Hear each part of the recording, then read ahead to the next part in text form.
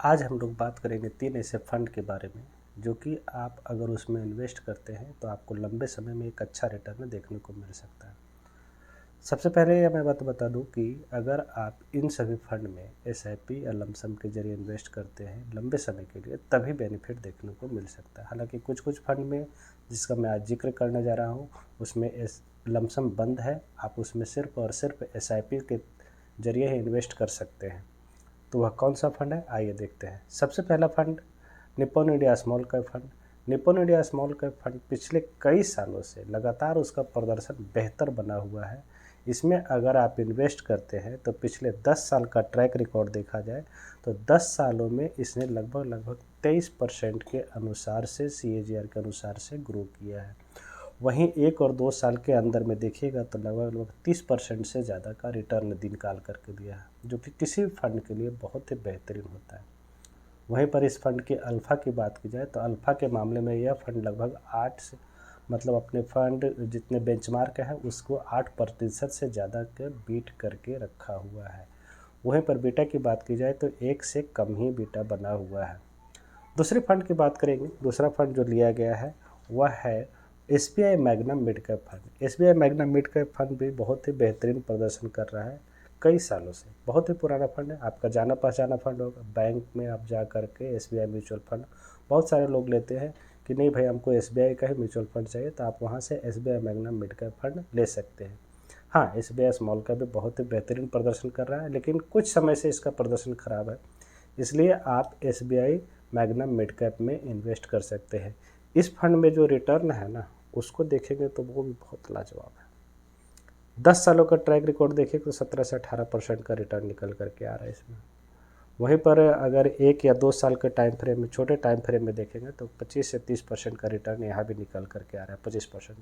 अगर आप लंबे समय के लिए इन्वेस्ट करना चाह रहे हैं तो इस तरह का फंड जरूर अपने पोर्टफोलियो में बना कर रख सकते हैं।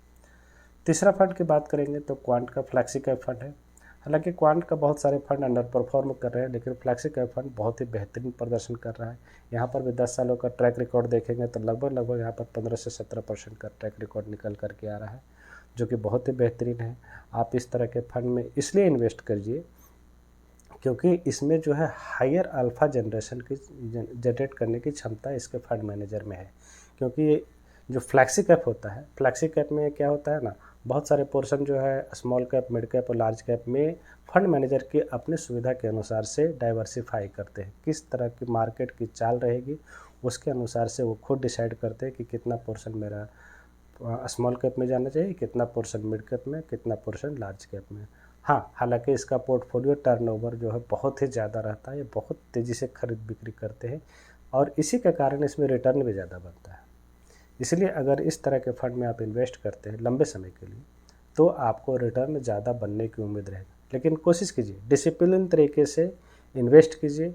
अगर 5,000 रुपये के SIP करते हैं और उसे आप करीब करीब 22 सालों के छोड़ते हैं तो 1 करोड़ रुपये का टारगेट आपको 15% के रिटर्न से आसानी से हासिल होते हुए दिखेगा। तो मेरा सलाह यही रहेगा कि Nippon India small cap fund, SBI magnum mid cap fund, quant का फ्लैक्सी कैप फंड। अगर क्वांट नहीं लेना है तो इसके रिप्लेसमेंट में आप पारंपरिक का फ्लैक्सी कैप फंड में इन्वेस्ट कर सकते हैं। दोनों फंड लगभग लगभग सिमिलर है। पारंपरिक का फ्लैक्सी फंड और बेटर इसलिए है क्योंकि वहाँ पर इंटरनेशनल एक्सपोजर हो जाता है। इंटरनेशनल एक्सपोजर होने के कारण आपका पोर्टफोलियो वेल डाइवर्सिफाई होगा और वहाँ पर आपको रिटर्न बहुत ही अच्छा देखने को मिल सकता है आने वाले समय में भी। क्योंकि ग्लोबल इक्विटी अगर अच्छे करते हैं तो उसका बेनिफिट इस तरह के मार्केट में, जो कि इंडिया में उतार चढ़ाव ज़्यादा हो रहा है, तो वहाँ का मार्केट जो है वो यूएस हो गया, चाइना हो गया, जापान हो गया, वहाँ का मार्केट अच्छे कर रहे हैं, तो हो सकता है आपको पारंपरिक फ्लैक्सी का फंड में जो कि अच्छा रिटर्न देखने को मिल सकता है आने वाले समय में।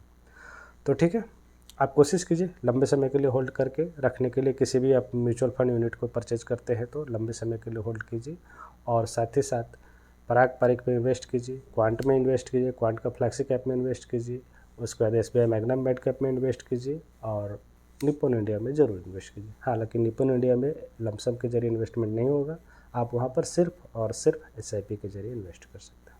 Thank you.